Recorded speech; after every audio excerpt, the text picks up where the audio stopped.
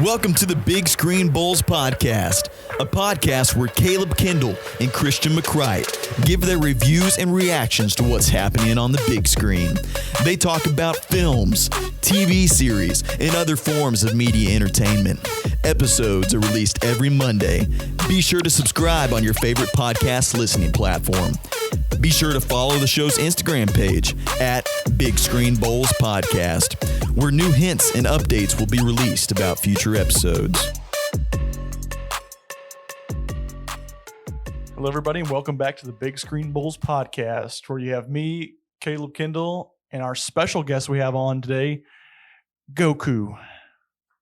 Are you referencing me? No. You don't sound like Goku right now. Oh, okay. I will not do an impression of him for fear of butchering it. So we're going to go ahead and skip that part. But I'm honored to be like the best character ever. So if you haven't guessed by now, we're going to be talking about Dragon Ball Z. So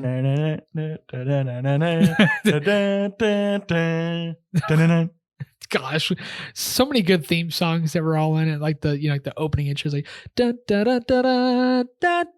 I mean, there's so many catchy parts about. Oh yeah. Well, this is probably one of the ones I can think of that just had such a good album to it, soundtrack to it. Da, da, da, da, da, da, da, da. Sorry, that got stuck in my head. I was thinking about that. Yeah, well, there's even so many things now I have on my workout playlist to listen to. Oh yeah, definitely. There's like awesome heavy metal type. Oh yeah, rock and roll. I used to ride in the car like on the way to school, and I would. Okay, this is kind of embarrassing and a little cringy, so fair warning. On the way to school when I was a kid, I used to have an iPod, first of all, but it did have a touchscreen. I had an iPod, and I used to download Dragon Ball Z soundtrack songs, and I used to imagine myself as a Dragon Ball character, and a few of my friends and I actually drew ourselves as Dragon Ball characters with special abilities and things like that. That was back in like 5th and 6th grade. So anyways, there's a little bit about my life, about how nerdy I was back at that point. And where am I now? The exact same, basically, just with a better personality, I guess. I wouldn't say that, no. Let's not go too far. But I'm only using you for this podcast. Tears roll down my face. I thought you were about to say, "Oh, I'm serious." There was like a dramatic pause. No. I got scared. I was like, what am I really doing here? Does he hate me? No, I bet you he thinks I'm some weeaboo. No, we're Bulls. Bulls stick together. That's right. Yeah, we do. But with Dragon Ball Z, at least for people that don't know a lot about it, before we get too crazy nerdy into it, because again, we can go pretty deep in the weeds on this one. Yeah, that's right. You're going to need some weed killer for this one. Get the roundup out, coach. I'll strangle you. Ooh, that chair's sweet. But Dragon Ball Z starts off from Dragon Ball, at least if you didn't know. So Dragon Ball basically is just Kid Goku going through life, having to deal with his tail, having to deal with going ape mode. Yeah, it's basically like him, Krillin, Bulma, Yamcha, Master Roshi, Tien. Piccolo peeped in at the end. Yeah, there's like bad guy. Yeah, there's like King Piccolo. Then there's like actual Piccolo that we know now. So, but yeah, there's 325 manga chapters that was based off the first. Oh my gosh. Yeah, there's a lot. Yeah, so that's the first Dragon Ball series, at least, that was pushed out. And then he was really pushed to, since it's such a successful series, to start Dragon Ball Z. Yeah. And Dragon Ball Z was, as we all know, was a lot bigger success than its previous Dragon Ball, setting up the whole entire character piece, because we go into space. We introduced the whole entire alien concept of what the Saiyans were. The action got better. The power levels got bigger. The concepts became larger. Stakes became bigger. Yeah. Yeah. All that good stuff. All that makes good anime just good. Gooder. Yeah. All that makes it gooder, I tell you. I tell you what. I love me some Dragon Ball Z. That sounds so weird. I've been saying it Anyways. like that my whole life, Christian. I don't No, that's know what right. you mean. Yeah, what are you talking about? It sounds normal to me. Dragon Ball Z, again, and why we're going to talk about it today, is one of the most successful revenue generating animes in history, with from 1996 to 2000, just in America alone, $3 billion in revenue just in merchandise sales. I wonder if they thought it was going to be as popular as it was. Yep. I honestly do wonder that. Oh, I guarantee they did, because like, who would ever thought, like, because Americans will watch anything, and Americans, we love the boom, boom, pow. So at the same time though, like, Americans always been like the capital of making media and giving it out to the rest of the world. sure. It's really, really weird that we here in the West hadn't really adopted that so much. It's really the first time we've ever like grabbed onto something like that and took it as our own. And if you want to know more about that, we have another episode that we did just talking about anime in general. So please go check out that one if you're interested in that kind of topic. Oh, yeah. And again, we talked about Dragon Ball Z within that podcast a lot, but we really want to bring its own episode into place, talk about some of the characters, what they did good, what they did wrong, and then even kind of peep the movies and the Super series that was the latest thing that came out as well too. So Yeah. With that being said, where do you want to start chipping away at this iceberg? With Dragon Ball Z, there's so much to discuss, there's so much to talk about. So now from this point on, like, we will explain some things, but this is mostly for people who have watched it. If you haven't, please go watch it. But we're going to be talking about a lot of characters and a lot of things and concepts that may seem really foreign to you if you have no experience whatsoever or no exposure to Dragon Ball Z. And if you haven't watched it and you're still kind of tuning in right now, you're almost 7 minutes into the podcast. We already got the view. Hook, line, and sinker. Reel them in. But if you clicked on this, that means that to some extent you would be interested in D&D and some D&D, Dragon Ball Z, DBZ. Sorry, I'm so fixated on Dungeons and Dragons that I'm out of my reality. Anyways, crazy bowl here, that's I'll right. tell you what. I'm just a nerdy boy is what I am. I'm a nerdy boy who likes my nerdy stuff. So leave me alone. But that being said, I want to start off with this. Like, how did Dragon Ball Z affect like your personal life and your upbringing and things like that? Or did it have an impact at all? I guess is what I'm asking. Yeah, I think of course it's going to have a little bit of a. It's like a two-pronged question here. Yeah, I think of course it had something to do with childhood, because again, this is one of my, of course, favorite just like childhood cartoons in general. Like, talk about anime and all that. So I think it had a big influence on my life. I think even still to this day, like it has a probably influence on my kind of my workout like life, like to stay of a muscular physique like the characters were, at least in some ways. And then even some philosophies, of course, that you could take and bring it into the real world as well too, and just and not a lot of them. Don't get me wrong. I'm not living every single day trying to beat the next bad guy up or train my whole entire life. Yeah, train your body to look like Goku.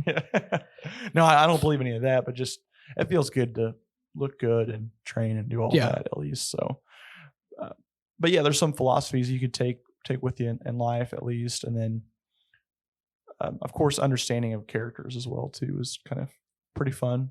Opens up the humanities a little bit. So yeah, I'm not going to get too deep into it, but that's going to be my answer for this one here. I really do want to get into like the character talk here. Oh, sure. They're pretty fun to learn about. Well, before we get right into that, I'll just go ahead and say like, I want to get yours. Oh, okay. I want to make sure. Don't think I was trying to, No, I'll answer the question and then just push you out of the way. Okay. Bulldoze you. That's fine. Pro tip. If you try to make yourself look like Goku or any sort of anime character that's really like bulky, that does not make you faster than the speed of light. So there's that. So Dang it. good luck. Dang it. Looks like I'm So good luck with canceling my that. membership It to the actually makes you gym. slower. So, but it had such a profound impact on my life because it was definitely like I didn't have a super great childhood. Just for disclosure, like I'm not getting into super big detail or anything. You know, I'm not, and I don't want to bore any of you, but like I did not have a very good childhood. I had a fantastic mom. Bless her heart. She did everything for me all the time. And she really stepped up in being such a role model for me, not just for my values, but just being able to take care of me. And during that time, because a lot of things were hard, Dragon Ball Z was a good escape from reality. It was a good source of entertainment and hope. And actually, a lot of the characters and a lot of the concepts and story arcs are, they are centered around hope, the concept of hope. Yep. Of no matter how bleak things get, you just, the main character, usually Goku, will get up and keep going, even if their body's broken, even if they've lost loved ones or whatever. So that's had a huge impact on me because Goku is such like a nearly selfless character. He's pretty selfish in other aspects. Like he's really selfish in the fact that like he will put a lot of things aside to become stronger and to become just the ultimate warrior. But at the end of the day, like that's driven also hand in hand with the love he has for his family and friends. And I think that's such a powerful thing to have at your disposal, is knowing that you can still love your family and friends, but still have your own goals, and having your goals be driven by love, which I think is super powerful. Yeah. And I think just in anime in general, I'll just say this too, but like the aspect of how much faith it puts into friendship as well. Like your friends are all you have really, and all this what you boil down to at the end of the day, it's what your friends are about. Like, what would you do for them? What would they do for you? Yeah. And anime's been really good about that. Just to like let you know you can rely on your friends, and your friends can rely on you. And you should do what you can do best to provide for them, and they can provide for you. Yeah, so. Absolutely. Friendship is something that's taken very lightly, especially nowadays. And if I can give a piece of wisdom or advice to anybody who is willing to listen for whatever reason, I know this is a little out of the box, but I once heard a quote that friends are the family that you get to choose. And that's really important, because if that is the case, then your friends aren't just some temporary stepping stone to your next phase in life. You should treat them all as dearly as you approach them with, hey, like being someone's friend comes with responsibility. Like, yeah, like you're not responsible technically for a lot of their things because you're not their parent or their sibling, but a friendship is so special. And Dragon Ball Z really shows that, where like you are having a shared experience, a shared worldview, a shared time or event with other human beings, which is extremely important, especially for us who we're so focused in our technology and our phones and listening to this podcast right now. But I'm saying that because it's important. And Dragon Ball Z really helped me. It has a good sense of knowing that at the end of the day, no matter how bleak things get, you can rely on your friends as they should rely on you as well. Yeah, that's good. That is really good.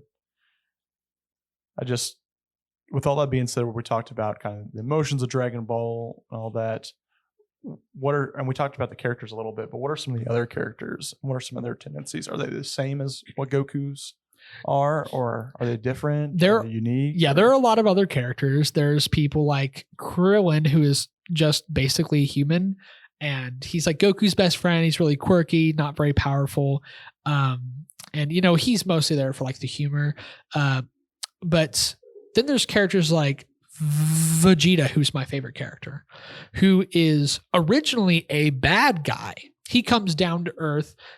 For those of you who haven't seen Dragon Ball Z, shame on you. In the Saiyan saga, and his whole goal is to get these things called the Dragon Balls, go figure, and make a wish for immortality. Also go figure. A lot of people want to do that. Yeah. So, but he comes down to Earth, he gets beat by Goku and the others, and he eventually comes around to being an anti-hero for a few seasons. But then he eventually just joins the main cast and becomes a hero. He doesn't really call himself that, but he becomes one of the family. Yep. And he finds a wife and settles down. So this anime also portrays that character well as not just someone who's very selfless with, parts of selfish, but someone who is so selfish and teaching them to be selfless. Like the exact opposite. And that's a beautiful thing because in the Babidi saga / the Buu saga, like going into the Buu saga, Vegeta lets his mind be taken over by the wizard Babidi in hopes that he would gain more power to beat Goku because he was so distraught by the fact that he's this high top class warrior who's been beaten down and surpassed by Goku all these amount of times, and he can't figure out why. And eventually he tries to save everyone's life because he comes to the realization that it's more than just about himself. So he sacrifices himself, blows himself up to try to kill Buu and save his son, his wife, and everybody on the planet. Yeah. And so, and even in Dragon Ball Super, that's, gone even further, but that's also another great aspect to that show. Yeah. Is showing not just a selfless character who's full of hope and very strong, but another character who's at first full of evil and malice and teaching them like that there's more to life than just power. Yeah. I think just all Dragon Ball Z characters, majority of them all start off as being an enemy. A lot of them do, yeah. And they end up turning into being a very crucial piece of the whole entire story. Yeah. Piccolo was. Tien was an Yamcha. Adversary, but he wasn't like an enemy by any means, but he was an adversary of sorts. Him, Yamcha was also an enemy. Yeah. Or was against the cause until they joined the Z Fighters. I think so. They're what it's really called. Android 18. Android 18. Even Android 17 and like Dragon Ball Super. Android 16. And yeah, there's a lot of these people who that Goku has a special quality to him to try to spare the lives of a lot of his enemies in hopes that they will join them and help him become stronger. Yeah. And again, you do have a few different individuals, like the big three main bosses that weren't deserved life, at least in some ways. But again, Goku only killed 2 of those. At least one was kind of on accident. Well, he didn't even. Trunks had to do that as well too. So I was trying to think that you have Frieza. Goku killed Frieza. Well, he didn't kill Frieza though. Frieza was still alive. I'm pretty sure that he killed Frieza at first. No, he was still alive. Yeah. Trunks had then Trunks killed him for sure. He technically killed Cell. Cell killed himself by blowing up, but then Goku teleported him, and then Cell came back, and then Gohan beat him. But Gohan killed Buu, but then wished for him to be reincarnated. Or Goku, you mean? Sorry, yeah. Goku killed Kid Buu and wished for Kid Buu to be reincarnated as someone good.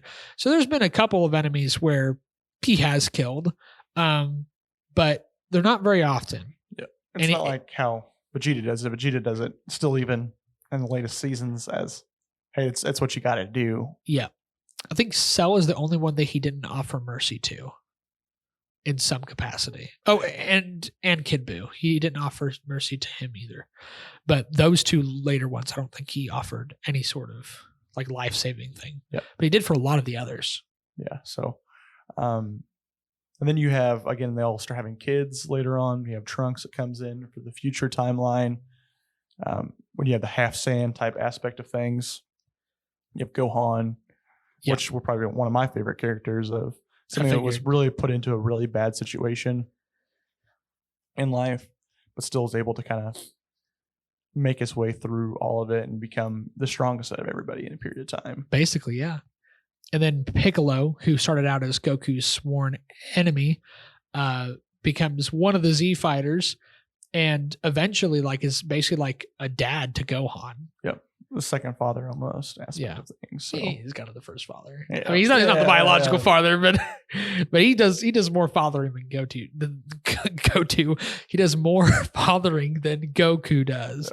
Yep. But that's because Goku's different in nature. He's full-blooded Saiyan, so his drive is purely combat based. Yes, and so he still loves his family. Yeah. That's what makes him different. Yeah, so and that's why I think I kind of like the whole entire aspect of like explaining they're an alien race. They're just different individuals, right? Like at the end of the day, like Goku, for example, and Vegeta as well too, have this drive to just become strong. Like that's just built into their genetics to always want to fight and become stronger and stronger and stronger. Yeah. And the longer they're left alive, the stronger they'll become. Yeah.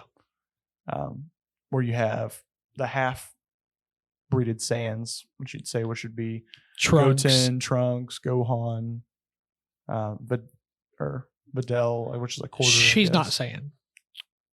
Or not Videl. I mean, Pan. Pan, yeah. Pan, and then Vegeta's other daughter. Bulla, yeah. Yeah. They'll have different drives and aspects to life. Like they're not like their fathers, at least, but at the same time, they're actually probably genetically stronger in a lot of aspects because they can train for very short periods of time and become stronger. Yeah.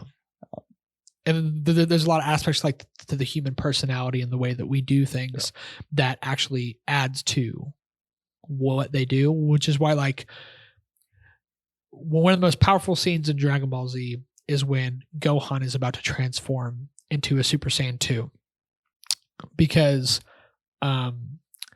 he's talking to Android 16, who is now a severed head on the floor, and Android 16, a person who was built to kill Goku, says that he has come to love the earth and its people and its birds, nature, things like that, that he's come to appreciate life in a different sense.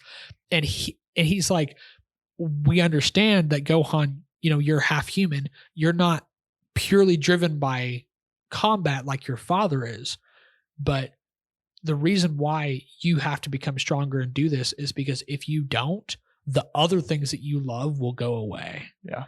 And it's just such a cool, very cool moment for Gohan. And I think as well too, with just like the half-breeded Saiyans, they just have so much more. I think a big reason why they're so much stronger is because they can be fueled by emotion so much more. Yeah, I agree. And like Saiyans, I think in general are meant to not have a lot of emotion. Yeah. One, to like, most of them like were meant to be in a way where they abandon their families. And even got to a point where they don't even on World Vegeta, they don't even have kids anymore. They kind of pull them out as embryos and put them in a pod and grow them that way. If they really put their minds to it, I think that if Trunks and Gohan trained as much as Goku and Vegeta did, they would surpass them. Yeah, I would say. I guarantee. I think that Gohan's already surpassed him with his new form, like the final beast form or whatever he has from the new Dragon Ball Superheroes movie. And it's hard to say as well too, just because like, and I'll say this as well too, is probably being biased against the whole new super aspect of things. Power levels are so weird now. Yeah, it's kind of hard to tell with all this God key type stuff. But who knows? Yeah, but I will say though, I think we can't talk about this without talking about one of the biggest flops in Dragon Ball Z history, Dragon Ball GT. Oh my gosh. So Dragon Ball GT, for those of you who don't know, is the non-canonical sequel series to Dragon Ball Z. Keep that in mind. They had 4 seasons of this thing, and it's not canon, which means it's not part of the official, like, accepted timeline. Yep. It's basically just like fan fiction is what it is. As well too, a lot of the movies are the same way as well too. Yeah. Almost all the movies, at least. A lot of the movies are, except for the new Dragon Ball Super ones. Those ones are canon. Everything else is not. And so you have to take that into consideration. There's so many episodes, there's so many series, there's so many movies. But GT was their attempt at making a sequel that has years in the future. And Goku becomes small because Garlic Jr. he wishes that Goku was a kid again. He retains his strength, but Goku becomes a kid. Then he travels with Pan, which is his granddaughter, and Trunks, and to go and find like the Black Star Dragon Balls and things like that, go across the universes. And it just was so unsuccessful and weird. Yeah. Dragon Ball GT is really weird. Well, I feel like just my first take on it is they tried to redo Dragon Ball. Yeah. They basically tried to like pull back to nostalgia and said, let's just make this whole entire thing about Dragon Ball where they go on weird and quirky adventures together. Yeah, trying to search for Dragon Balls. Except they're going across the universe this time, so it's a little bit different, at least. Yeah, and because of all that they've been through, the power levels they're not defined easily, so you don't really know how powerful some of these people are compared to some of the others. And they're like scared to almost use a lot of their forms. It always felt like as well too. Like it was like I forget how many episodes it was until you saw Super Saiyan again. It was just weird. Regular Super Saiyan. Like when we left off the Boo series and they didn't go anywhere without being in Super Saiyan. Yeah, they have 4 seasons, and Kid Goku goes from himself to Super Saiyan to Super Saiyan 2, Super Saiyan 3, and then eventually Super Saiyan 4, which makes him an adult again for some reason. Yeah. And then Trunks just goes up to Super Saiyan. And then Pan doesn't even turn Super Saiyan, but she is Saiyan.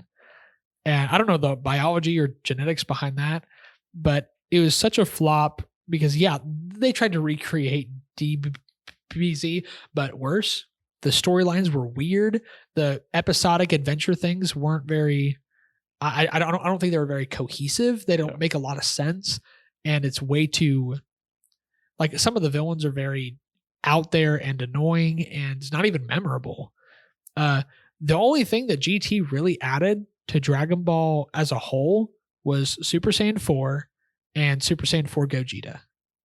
That is probably the only 2 things I can think of that it added at all. I will say I did like the whole entire dragons aspect of things where you it gave more lore to the dragons, which is cool. Yeah, it's like you overused and abused the Dragon Balls so much to an extent just for your own greed. So there's like evil Dragon Balls. Yeah, so they eventually come back to bite you. Still, but it's almost like a double-edged sword of using the. Yeah, that's pretty cool. Yeah, that's good. Interesting. That was a cool, and Baby Vegeta was kind of cool as well too because it. I will say it wasn't just how many times that we had. Can you replay Vegeta versus Goku? So that's the piece it wasn't good at, but it kind of gave Vegeta power up. Yeah, and even that was kind of strange because he had all sorts of weird powers and he took over a bunch of people, which is kind of an interesting thought. And like, Baby came from like the mind of like a Tuffle, and the Tuffle was the original planet that the Saiyans overtook. Yeah. There's some interesting concepts there, but man, it's weird. And if you're having trouble following us right now, that's okay because I'm having trouble following. Yeah. Following just talking about it is strange because it's that off. Yeah. So my recommendation, skip it all together. Yeah. You don't need to watch it. Yeah, it might be good just to YouTube like clips of Super Saiyan 4 or Gogeta. Yeah, it's helpful to be informed about it, but no, that is good. But I guess that'll lead us into the last series, Super. That was finally the however many year long wait we had from the Boo saga to actually having the canonical story. Yeah, and they do really interesting stuff. I love like the god stuff that they have like Beerus. They came out with the movie first, didn't they? Yep. The Dragon Ball Super, like the Battle of the Gods movie. Battle of the Gods, yeah, was the first one that kind of came out. Whenever I heard that was going into theaters, I was like, oh shoot, there's a Dragon Ball Z movie going into theaters. I was like, what the heck is this? And I did not get to see it in theaters. It was sold out. But that's another reason why Dragon Ball Z came back is just because there's a lot of money in it. There's a lot of money in it. And the animation style was super cool. They were trying to play with 3D animation in certain aspects, and it got more used up until especially the newest movie that came out. I don't know how I quite feel about that. The animation's not as consistent for Dragon Ball Super, but it's still pretty good looking. It's still pretty entertaining. So now this one's all set on Goku and Vegeta becoming stronger. Everybody else is pretty much pushed aside to its fault, I think. I like Dragon Ball Super. I don't like it as much as I do the original Dragon Ball Z. And I don't like it. I like it leagues more than GT. but it has a tendency to like, oh, well, you remember Krillin? Yeah, he's really not around anymore. And you remember like Piccolo, Yamcha, Tien? Yeah, we barely talk about them. And like none of them are like it explores some new and super cool concepts, but it just focuses on like its main cast of like 5 characters. It's like Goku and Vegeta and Beerus's assistant Whis, and I'm right now struggling to think of a 5th character. Frieza, maybe, I don't know. Frieza's pretty well used, so that's pretty much it. Yeah. I'll hot take here. I am not a big fan of Super at all. Really? I'll go ahead and say that. Why? Outright. I'll maybe even compare it in some ways too. I'll say it's better than GT, but I'm not going to say by a lot. Really? Yeah. I think it's leagues better. So we have the main antagonist / I don't know what would be called, Beerus, basically a toddler, an angry, super powerful toddler that's Cat toddler. Yeah, wipe out the world. And his whole entire gag is he sleeps all the time. Yeah, he sleeps all the time, and if he doesn't get the food he wants, then he'll just get mad and just destroy the universe, basically. Yeah, because he's the destroyer, like the destroyer god, and like, but there's no other types of gods that they talk about. So like, I don't know how that works. Well, other than the Kais and stuff like that. The Kais are the ones of life and the destroyers, but I guess so. Yeah, but I'll just say that's just a little bit, just offsetting a little bit of like how serious a lot of the villains were in the past. And this one's kind of more of a gag. Yeah, the first real arc, because like in my mind, there's 3 like very distinct sagas in this, which is like the first saga would I would say would be, well, there's probably 4. The first one is the Beerus saga, whenever Goku comes upon like the Super Saiyan God type stuff. But the second one really gets into when Frieza comes back, and Frieza's revived, and Frieza gets a new form by training for the first time in his life. Yeah, and that's another that thing. was pretty cool. I don't know. Frieza trains for 3 months and somehow has gone past 10 years of what training was. Their explanation is really weird, but for me, I give it a pass, because it's like, well, like when Frieza was born, he was already like millions of power levels better than almost everybody in the universe, except for Beerus, of course. And so based on that knowledge, if Frieza, and with 0 training, he never trained a day in his life. And so with some training, at least extremely hardcore straight 3 months training, it's a little bit less reasonable to assume that he would be at Goku's level, but it's still reasonable to assume that he would at least get quite a bit more powerful. Yeah, I don't know. I might have to disagree with you here, just because like Frieza destroyed planet Vegeta because he was terrified the Saiyans would rise up and defeat him. If that's the case, then why didn't he just do 5 push-ups or setups? Does exactly 5 push-ups, then destroys everybody. Yeah, and then just like it's basically you put yourself up that much higher. That's a good question. That's fair. All that. So that's the biggest thing that goes in all my mind, is that, I don't know, Super, I think in some ways is a little bit of a takeaway for me, because we watch these characters struggle and fight so hard to become better and stronger, and it's almost feel like it's discounted in certain ways. Yeah. To say that all their hard work is worth nothing anymore. Sure. I understand that. Because we're going to have some weird quirk or weird piece that makes everybody else. There's always some sort of reason why something happens, like as cheap as it might be. Yeah. And that is one of the flaws of Dragon Ball Super, is they have a lot of like plot devices and things like that, or just like minor inconveniences that happen that kind of explain things. That does get irritating.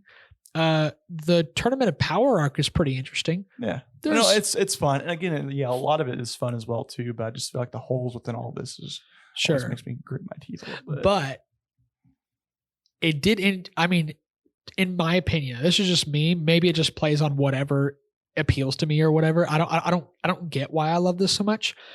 But the Zamasu arc, where Goku meets Goku Black, who's not actually Goku, he's a Kai's assistant who decided that, like, I love this arc because it's all about mortality. It's all about like what makes humans, like what makes life worth living if we are, sinful and selfish and very limited beings. Whereas this guy is like the opposite extreme. He's like, oh, well, I'm a god. And so all gods should be, we should all be immortal. There's no reason to have mortals. They just mess things up. And they're driven by selfishness and greed. So I'm going to purify and rectify all this. It's a religious thing it's taken to a huge extreme. And that's my favorite saga in Dragon Ball Super, and one of my favorite sagas ever, actually, because there's all like that philosophical like talk like between the two, and Goku and Vegeta have to come up against like this like basically immortal person. Zamasu becomes immortal, and then in a different timeline uses his wish to switch bodies with Goku, brings Goku to that timeline, and those two form together. It's really complicated. If you're having trouble following it, you might have to look up some information. That's the best I can sum it up as. And it's interesting to see like an evil version of Goku, like what would happen like if Goku were on the other side of the fence. We kind of get that, even though it's somebody else. And that's really entertaining for me. It's a dark world where people are living underground and there's trunks and everything, and everyone's afraid because the world has basically been overtaken. And this villain is so powerful. Spoiler alert. This villain is so powerful that they literally become one with the dimension, and they have to call in the supreme god to come in and erase the universe, because this villain is so powerful that Goku cannot beat him. Goku calls it quits. Goku and Vegeta are like, there's nothing we can do. There's literally nothing except for call this little 2-foot tall guy in to press a button and erase the entire universe. Like, that's nuts to me. That's so cool. That like that was one of the arcs where like Goku lost. Like, he straight up, they could not win. Even when they fused into Super Saiyan Blue Vegeta, which is a super cool character, it's cool to see that arc because they lost. Yeah. And that's like Infinity War to me, like it's interesting to see the heroes fail and somehow overcome it. But anyways, it's kind of weird, but I like it. Yeah, but ending on the last little piece that we're going to talk about for this, because we're getting later on our time here than what we had planned for. I think you want to talk about Abridged. Yeah, there's a Dragon Ball Z Abridged series. It only goes up until the end of the Cell saga. It cuts out a lot of the filler. There's only like 60 episodes. I think there's 60 episodes exactly. Yeah. I think it's 3 parts though. But there's around 60 episodes, and definitely give it a watch. It's hilarious. Yeah. It's completely off the wall. There's a lot of inappropriate jokes. There's a lot of adult humor. And it's a really easy way to digest and binge watch Dragon Ball Z. It turns a lot of it into a gag. Yeah, at least. It does. It turns a lot of it into a gag, but it also does not sacrifice how cool Dragon Ball Z is. It doesn't take away from its integrity. It's purely fan made. Like, it's by Team 4-Star, so look that up on YouTube. I've been watching them for years. They ended after the Cell saga because they were having difficulty with like copyrights and things like that, because they used a lot of the footage, but they put their own voices over it. And but definitely I would recommend that, but not as much as I recommend the original. Yeah. But definitely go see it. It's hilarious. They're funny. The voice cast is just out of this world. And there's things that I will quote for the rest of my life from that thing. Yeah. So 100%. But yeah, this kind of wraps up what we're going to be at with our Dragon Ball Z. Find out next time on where we're going to rank these. Yeah, we're going to rank all the arcs. Find out next time on the Big Screen Bowls podcast. I'm not going to do the whole thing. It's exhausting. Hey, it's me, Caleb, guys. Make sure to like and subscribe to the Big Screen Bowls podcast. Yeah, they always have like that ending outro, like where somebody narrates it over. It's like, guess what's going to happen on the next episode? Yeah. It's like, oh, let me guess. You're about to tell me where you're about to show me. That's funny. So, follow for the next episode.